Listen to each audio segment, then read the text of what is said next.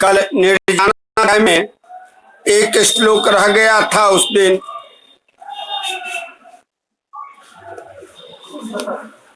तो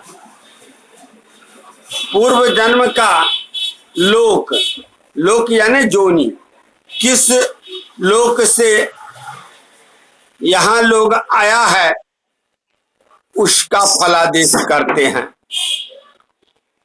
गुरु रूडुपति शुक्रौ सूर्य भौमौ जमज्ञौ विबुध पितृति रसो रसो नारकीयांश्च कुर्जो दिनकर शशि वीर्याधितिष्ठत्र्यांश त्र्यंशनाया अप्रवर समनिकृष्टास्तुंग हरासाद दनु के। कहते हैं कि जन्म समय आदित्य चंद्र और जो बलवान स जस्मिन दृष्काने व्यवस्थित। आदित्य माने सूर्य और चंद्र माने चंद्रमा। जन्म के समय में जिस दृष्कान में बलवान होकर के बैठे हों तस्य दृष्कानस्य जो अधिपः तस्य जो लोकस तस्मादागति इति वक्तव्यम। कहते हैं उसमें जो ग्रह जिस राशि में, मान के चलिए कि सूर्य और चंद्रमा दोनों में जो बलवान हो, कहने का तात्पर्य यही है कि सूर्य और चंद्रमा दोनों में जो बलवान हो और जिस दृष्कान में बैठा हो उस दृष्कान के स्वामी जिस लोक के अधिपति होते हैं उसी लोक से समझना चाहिए। अब उसमें यदि दृष्कानो गुरु संबंधी भवति, यदि सूर्य दृष्कान कुंडली में मीन राशि या धनु राशि में रहे तो वह गुरु के उसका अधिपति हो गए। तो गुरु बृहस्पति देवलोकागत इति वाच्यम। तो यह कह देना चाहिए कि यह व्यक्ति जो है देवलोक से आया है, यानी कि स्वर्गलोक से आया है। चंद्र शुक्रयो रंतर संबंधी चेद भवति तदा पितृलोका दागता। अब कहते हैं फिर जो कि चंद्रमा या शुक्र दृष्कान का स्वामी हो तो पितृलोक से आगत, पितृलोक से यह आया है, ऐसा कह देना चाहिए, फलादिश करना चाहिए। समझ गए? फिर कहते हैं आदित्य भौमयो रण्यतर संबंधी चेद भवति तदा त्रिजग लोकात। आदित्य माने सूर्य, भौम माने मंगल। यदि अगर सूर्य और मंगल अधिपति हो उस दृष्कान के तो यह कह देना चाहिए कि वह त्रिजग लोक अर्थात मृत्यु लोक में से आया है। फिर कहते हैं बुध सौरयो अन्यतर संबंधी चेर भवति तदा नरक लोक दागता। यदि अगर बुध और शनि यह दृष्कानाधिपति हो, मतलब इसके दृष्कान में बैठे हो आदित्य चंद्रमा बलवान हो करके, तो यह कह देना चाहिए कि यह व्यक्ति जो है सो मतलब नरक लोक से के निवासी समझना चाहिए, नरक लोक से आया है। समझ गए? अब कहते हैं कि इसमें भी जदग्रह दर्शित लोका जस्य जन्म स चेत ग्रह स्वच्छ राशि तत्रासौ श्रेष्ठ आसीदति ज्ञेयम। अब कहते हैं यदि अगर जन्म के समय में वह रास्याधिप, जैसे मान के चलिए कि यह सूर्य जो है मतलब बृहस्पति के घर में मीन या धनु में बैठा है, और वो बृहस्पति यदि अगर उच्च होकर के बैठा है तो उस समय में यह कहना चाहिए कि यह जो है मतलब पूर्व जन्म में देव योनि में भी श्रेष्ठ था। समझ गया। अगर नीच का हो वही बृहस्पति यदि नीच का हो तो यह समझिएगा कि वो निम्न कोटि में था। यदि समभाव में था, उच्च और नीच के मध्य में था, तो मध्यम कहना चाहिए। समझ गए। तो यह फिर ये भी कहते हैं क्या कि यह जो है यह आगम प्रभाव से ही समझना चाहिए, क्योंकि अनुभव से तो नहीं। कोई तो ये देखा नहीं है कि धमाका जी स्वर्ग से आए हैं, आकी नरक से आए हैं, आकी पितृलोक से आए हैं, कोई देखा तो नहीं है। देखा है तो यह जो है आगम से समझना चाहिए, योग है, इस योग से यह समझा। समझ गए। तो यह निर्जाना अध्याय भी आपका समाप्त हो गया। अब आपको एक यह अंतिम अध्याय है नष्ट जात का अध्याय। नष्ट जातक का अर्थ यह होता है कि बहुत ऐसे व्यक्ति, जब आप प्रैक्टिकल क्षेत्र में जाइएगा तो उस समय ऐसे लोग भी आएंगे जो ज्योतिषी जी मेरे पास जन्म समय का कोई ज्ञान नहीं है, जिस उस समय में क्या नक्षत्र बीतता था, क्या तिथि बीतता था, क्या लग्न था, क्या दिन था, क्या तिथि था, यह मुझे कोई मालूम नहीं। ऐसे परिस्थिति के लिए आपका यह अध्याय वराह मिहिराचार्य ने शोध करके लिखा है, जो गणितागत के द्वारा आप उनको निकाल दीजिए। तो इसमें क्या क्या करना है, इसके लिए सर्वप्रथम आपको लग्न और ग्रह से पिंड साधन करना होगा। तो लग्न फिर कहिएगा कि आप कहते हैं गुरुजी कि मतलब इसमें उसको लग्न नहीं मालूम है तो ग्रह कहां से कैसे मालूम होगा। तो नहीं, जिस समय वह जातक आया और वह आपसे प्रश्न किया, उस समय का लग्न, प्रश्नकालिक लग्न निकाल करके और तदनुकूल जो ग्रह है उससे सर्वप्रथम पिंड साधन किया जाता है। और पिंड साधन के अनुसार इसमें जो है निर्दिष्ट अंकों से, सभी ग्रह के अंकों से उसका गुना करने भाग करने से जो आता है वह नक्षत्र आदि दिन लग्न आज सब कुछ आता है। तो चलिए, अब ये पूर्व की बात मैंने कहा कि नष्ट जात का अध्याय है, उसमें क्या है ऐसा कहा, फिर क्या क्या करना है अब ये कहे हैं बता।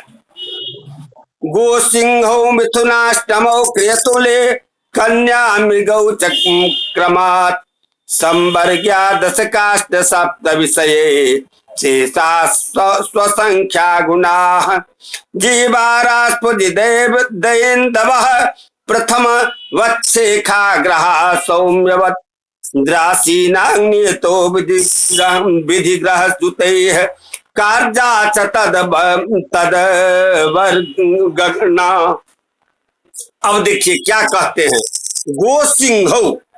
अब इस सबसे पहले प्रश्न काल में, यह प्रश्न काल में यदि अगर गो मने वृक्ष, वृक्ष और सिंह, फिर कहते हैं मिथुन, मिथुन अष्टम, अष्टम माने वृश्चिक, तो मिथुन और वृश्चिक लग्न हो, गो सिंह हो, मिथुनाष्टम हो। क्रिय तुले, फिर क्रिय माने मेघ और तुला माने तुला। कन्या मृगौ, कन्या माने कन्या, मृग माने मकर। चक्रमात यदि अगर ये लग्न हो तो क्रम से माने 7 से, यदि अगर, अब देखिए क्या कहते हैं, जो कि गो सिंह हो, यदि अगर मान के चलिए वृक्ष लग्न हो और सिंह लग्न हो तो 10 से, मिथुन और कन्या लग्न हो तो 8 से, क्रिय माने मेघ और तुला लग्न हो तो 7 से, और फिर कन्या मृगौ चक्रमात, कन्या और मकर हो तो संवर्ग्या 10 काष्ठ सप्त विषय, विषय यानी 5 से गुना करना चाहिए। शेषा स्वसंख्या गुना, अब यह गुना करना चाहिए। अब शेष राशियों को अपनी अपनी संख्या से, अब शेष जो राशि हुआ इसमें तो आपको सब राशि नहीं बताया गया है, इसमें बताया गया है गो सिंह हो 2 हुआ, मिथुनाष्टम हो माने मिथुन वृश्चिक 4 हुआ, क्रिय तुले माने मेघ और तुला 6 हो गया, कन्या मृगौ, कन्या और मकर 8 हुआ। शेष 4 जो बचा राशि वह बच गया कर्क और धनु और कुंभ तथा मीन, ये बच गया ना।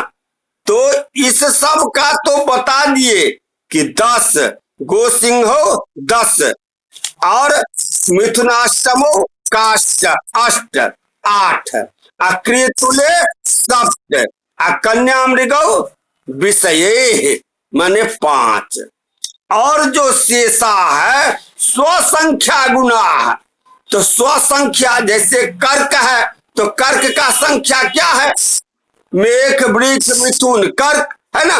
इसी प्रकार धनु है तो धनु का संख्या 9, कुंभ है कुंभ का संख्या 11, मीन है तो मीन का संख्या 12 है ना। इससे गुना कर दीजिए। जीवारास्पुज दैन्दवः प्रथम वच्छेखा ग्रह सौम्यवत् राशीनां नियतो विधिर्ग्रह सुते कार्या च तद्वर्गणा। अब कहते हैं कि देखिए लग्न में यदि जीव बृहस्पति हो, लग्न में यदि बृहस्पति हो तो क्या है 10 से, फिर मंगल यदि अगर है तो 8 से, और शुक्र है तो 7 से, बुध है तो 5 से, शेष सूर्य चंद्रमा शनि हो तो 5 से गुना कर देना चाहिए। समझ गए। अब कहते हैं सौम्यवत् राशिनां नियतो विधिर्ग्रह जुते कार्यात तद्वर्गणा। अब देखिए लग्नस्थ राशि का गुणन आवश्यक है, परंतु लग्नस्थ ग्रह हो तो अन्यथा नहीं। यदि लग्न में ग्रह है ये नहीं है तो गुना करने की जरूरत है नहीं। जब ग्रह होगा तब ना, जब लग्न में आपको मान लीजिए लग्न में शनि होगा तब ना आप पक्ष से गुना करिएगा। आप कोई राशि नहीं होगा तो किससे आप गुना कीजिएगा, नहीं गुना करिएगा। तो वही बात कर रहे हैं। अब लग्न में अधिक ग्रह हो तो सभी ग्रहों को अपने अपने गुणक से गुणित करना चाहिए। अब मान के चलिए कि लग्न में यदि 2-4 ग्रह रहे तब क्या कीजिएगा, तो लग्न के गुणित कलापिंड का गुणन करने से स्पष्ट कलापिंड हो जाएगा। तो इसके लिए एक उदाहरण है पुस्तक में, क्या है, तो प्रश्नकालिक रास्यादिक स्पष्ट लग्न है 6, 20, 10, 5, 6, 20, 10, 5। अब इसको यदि अगर हम इसमें इसका हम कलात्मक बना लेते हैं, समझे ना, तो कलात्मक आप अगर बना लेते हैं तो इसको क्या करना होगा एक जातीय में, तो जैसे 6 है तो इसको कर लेंगे 30 से पहले 6 गुना कर देंगे 180 होगा, है ना। उसमें यदि अगर 20 जोड़ दिए तो 180 में 20 जोड़ दिए तो 200 हो गया। अब 200 को आप क्या करिएगा, तो 60 से गुना कर, 200 को 60 से गुना कर दीजिएगा तो कितना हो जाएगा, 1200 हो जाएगा, 1200 हो जाएगा। और उसमें कला यहाँ कितना है 10, वह जोड़ दीजिए तो 1210 कला हो गया, है ना। अब बच गया विकला 5, तो विकला को वैसे ही छोड़ दीजिए 5। अब इसमें क्या है, इस प्रस्तुत कुंडली जो है वह तो तुला लग्न का है, तो तुला लग्न का हमने पिंड बनाया। अब उसमें ग्रह बैठा है शुक्र, तो शुक्र यदि अगर बैठा है तो शुक्र तो निर्दिष्ट संख्या है शुक्र का 7, तो हम 7 से इसको गुना कर दिए तो 7 पंचे 35, 35 विकला हो गया। अब 7 सुन के सुनना, 7 का 7, फिर 7 सुन के सुनना, 7 दूना 14 का 4, 1 7 का 7, 1 8, यह 8470 35 हुआ ना। अब लग्न में शुक्र ग्रह है, अतः शुक्र के गुणांक से गुणा करने पर अब इसको फिर 7 से आप गुना कीजिए तो 7 पंचे 35 का 5, बाकी बच गया 3, 7 या 21 और 3 कितना होता है 24। 24 पर अगर 5 रख दिए तो कितना हो गया, 24 पर 245, और उसको यदि अगर आपने 60 से भाग दिए 245 में तो 4 कला हो गया, 5 विकला हो गया। कला बनाने के लिए 60 से हम भाग दिए तो वो 5 तो 5 रह गया, बाकी बचा 4। अब इसको हम 7 से गुना करते हैं तो 7 सुन के सुनना, 4 के चारों 4, फिर बच गया 7, 7 सते 49 के 9, बाकी बचा 4, 7 सुन के सुनना, 4 के चारों 4, 7 से 28 के 8, 2 7 और 2 58, यह 58 84 94 5 ऑब्लिक 5 हुआ। यही प्रश्नकालिक स्पष्ट कला पिंड हुआ। इसके आधार पर ही जन्म समय आदि का ज्ञान किया जाएगा। तो हमने यह कला पिंड निकाला, समझ गए। क्या कहीं कोई दिक्कत है इसमें? इतने दूर तक तो सब काम आप कर लीजिएगा। अच्छा, तो ठीक है। अब चलिए आगे की बात करिए। ये तो कला पिंड निकला। अब हमने इसको नक्षत्र निकालना है कि जन्म काल में नक्षत्र कौन सा था। सप्ताहतं निधन भाजित से समृक्षं दत्वाथवा नवविशोध्य नवाथवा स्यात् एवं कलत्र सहजात्मज शत्रुभेभ्यः अप्रस्तर्बदेदु देदुदय राशि बसे न तेखाम। अब देखिए, नक्षत्र के आनयन करने के लिए क्या कहते हैं कि जो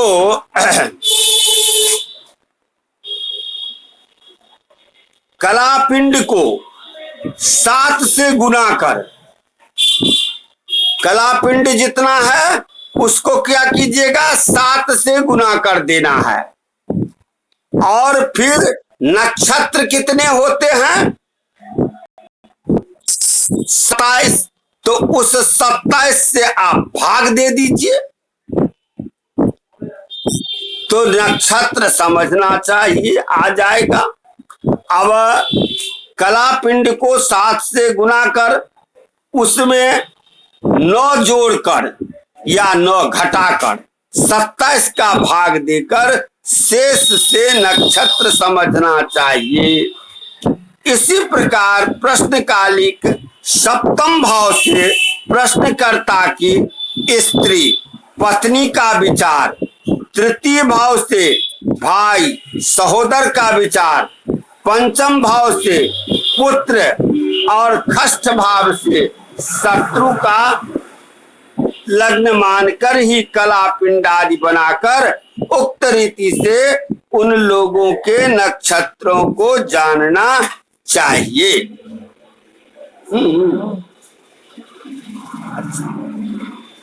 अब कहते हैं कुछ विशेष, जहां वर्ष आदि का असंभव मालूम हो वहां भी 9 जोड़ना या घटाना चाहिए। चर राशि के लग्न में 9 जोड़ना, द्विस्वभाव में 9 घटाना एवं स्थिर राशि में यथावत रहने देना चाहिए। स्पष्टता के लिए यह एक उदाहरण दिए हैं।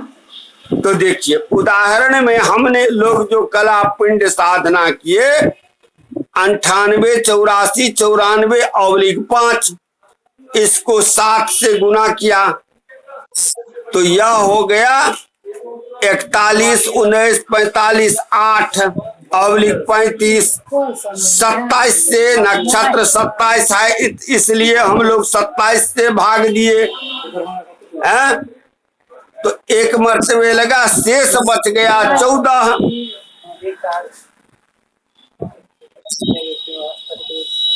तो 14वां गत नक्षत्र चित्रा एवं वर्तमान स्वाति नक्षत्र की शुभ घटी 35 हुई, परंतु चर लग्न होने के कारण 9 जोड़ने से 14 जोड़ 9 23 से 23वां गत नक्षत्र धनिष्ठा एवं वर्तमान नक्षत्र शतभिका की भुक्त घटी 35 हुई। यानी शतभिका नक्षत्र में उस जातक का जन्म हुआ। समझ गए? अब ये सीधे समझने से नहीं होगा, इसको जो है आप अपने उदाहरण से, अपने स्वकल्पित उदाहरण से एक जो है बना करके कल जो है इसका ये कीजिए।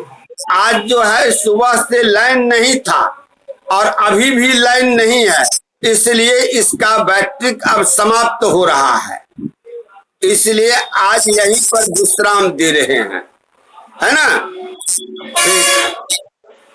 ठीक, खूब चिरंजीव रहिए।